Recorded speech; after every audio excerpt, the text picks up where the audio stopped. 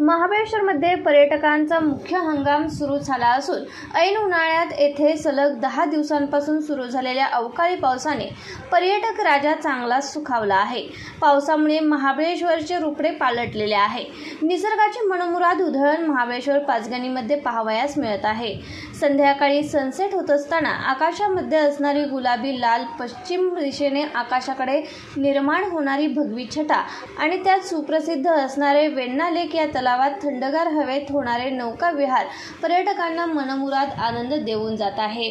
उष्णतेच्या या वातावरणात महाबळेश्वरचा थंडावा पर्यटकांना रोज नवा अनुभव देऊन जात आहे। त्यामुळे डोंगर पायथ्यावरून महाबळेश्वरच्या उंच पठारावर असलेल्या प्रत्येक पर्यटक महाबळेश्वरच्या गुलाबी थंडीची मजा लुटत आहे। उन्हाळी हंगामात वातावरणात झालेल्या या बदलामुळे महाबळेश्वरमधील पर्यटक बहरून गेले असून मागील 15 दिवसात सुमारे 10 लाख पर्यटकांनी या पर्यटन स्थळाला भेट दिली आहे।